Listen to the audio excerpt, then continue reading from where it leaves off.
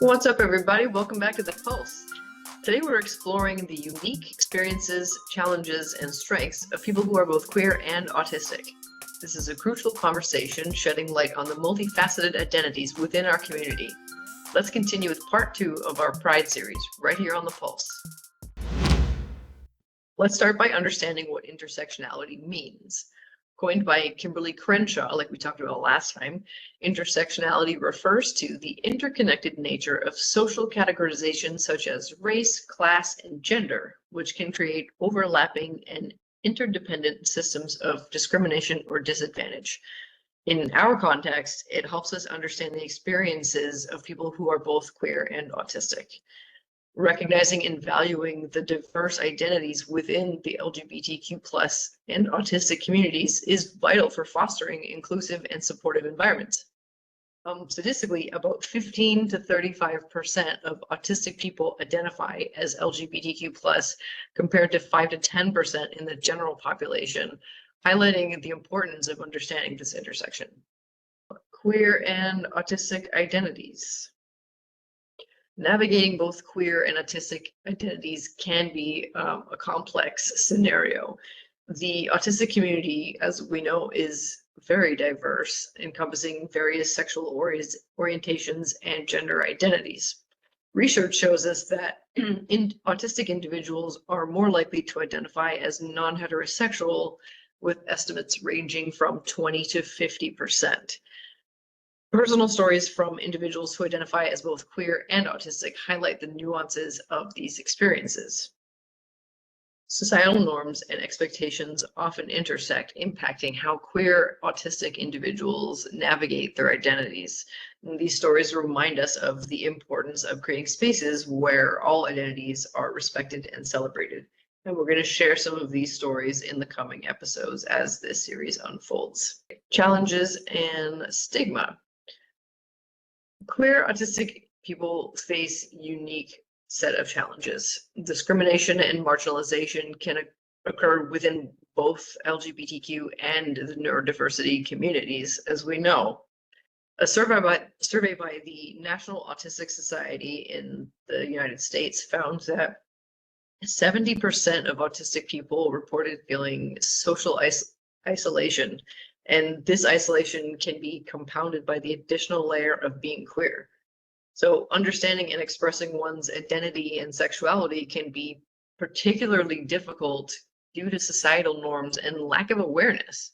Additionally, the increased vulnerability to bullying, harassment, and abuse further complicates these experiences. So, for example, LGBTQ+ autistic people are 3 times more likely to experience bullying than their non-autistic LGBTQ+ peers. It's crucial to adjust these changes to promote a more inclusive society for everybody. It's sad that just, well, I mean, basically anybody who's a little different is likely to get bullied and harassed, and I mean, and then you just add on more differences and it just increases the likelihood of that, right? Absolutely. I mean, I hope one day we can get to the point where, as a society, we just see everybody as individuals, because everybody is different in some way. Even like neurotypicals are very different from each other, and they just have an easier time communicating with each other. Yeah.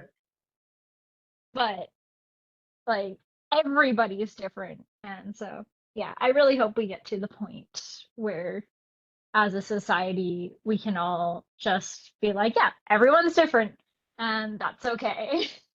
Everyone's an individual. Celebrating strengths and resilience. So despite these challenges, queer autistic people exhibit remarkable strengths and resilience, which is to be expected when you go through the ringer. A lot more often you build up skills for how to deal with that. Many possess creativity, empathy, and unique perspectives that enrich everyone's community. Building supportive networks and communities is essential for fostering a sense of belonging for absolutely everybody. But it takes it takes the sting out of having, to face multiple types of barriers at the same time. Advocacy and activism play a key role in promoting acceptance, understanding, and inclusion, showcasing the strength and determination within this intersectional group. A study found that autistic people are twice as likely to engage in activism compared to the general population, indicating our commitment to advocating for change and acceptance, and also our unwillingness to just sit down and shut up and take things the way they are. Like, we're not, I don't want to paint us as complainers, but we can be squeaky wheels, and I love that about the autistic community. And I'm getting to know the queer community in Toronto, and I'm liking that we are some noisemakers here too. So it's pretty cool that there is so much strength and resilience among both of these communities. So it's almost easy when you belong to both groups, where I find that I'm comfortable amongst a lot more of my peers because I have a larger peer group than I ever thought I did before really getting to know the queer community and really getting to know the neurodiversity community. Intersectional advocacy and support. Intersectional advocacy is essential for supporting queer autistic people. This involves promoting inclusive policies and practices within LGBTQ organizations, healthcare settings, and educational institutions. Providing culturally competent and affirming services is crucial for meeting the unique needs of queer autistic individuals and their families. Amplifying the voices of queer autistic activists and advocates helps ensure their perspectives are heard and valued. According to research, inclusive practices in schools and workplaces can reduce the risk of mental health issues and increase overall well-being among queer autistic individuals, which of course it can in schools and workplaces where we spend the majority of our waking hours. When we're kids, we spend most of our time in school. So if our school is supporting all of the students and teaching them how to deal with, having diversity, to living in a diverse world and like embrace that, then we're setting our future selves up for success. Like the bullying that I got in school definitely caused a lot of my issues as an adult, and it took a long time for me to even realize where those struggles were coming from and how to not listen to those voices from the past, right? Yeah. And like go when I've gone in to train like classes and school groups and stuff, and then heard back later on from the teachers that just helping the other kids understand their classmates actually reduced the amount of bullying and helped those individuals actually start making friends because the other students understood them better. Yeah. Was like it made me so happy to hear those things. And yeah, a lot of it is just having, like, if you can't as a teacher teach people about these diversities, there are groups that will come in and teach your class, and it can make a huge difference in a child's life and have people grow up to be better, more accepting people as well. Yep. By just teaching them what diversity is all about and what their classmates might be struggling with that they don't understand and their classmates don't have the words to explain to them yet. Yep. Well, when we've done that, right, as Yeah. the VOA, like you and I've gone into schools together and done these type of presentations for both kids and for school staff. Yeah. Great when they're open to that. Yeah. And having a school that's open to it can make all the difference. Yeah.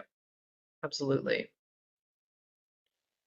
I want to give some resources to our listeners today. So I'm going to pop those into the description box, but I'm just going to quickly mention a couple of things here that I feel like are really important to look into. So groups like Autistic Self-Advocacy Network and Trans Lifeline are LGBTQ plus autism support groups and social networks. So those are a couple of places to check out.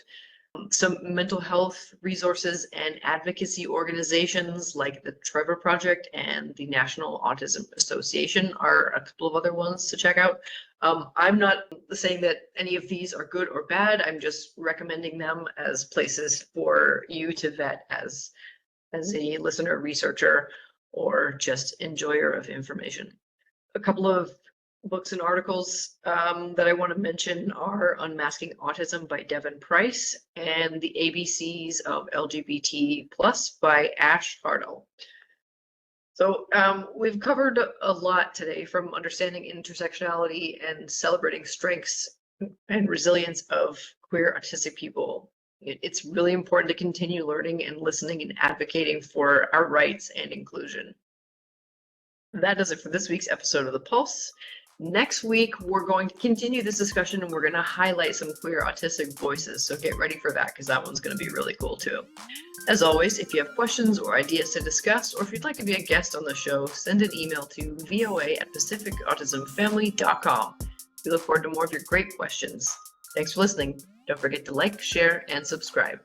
We'll see you next time.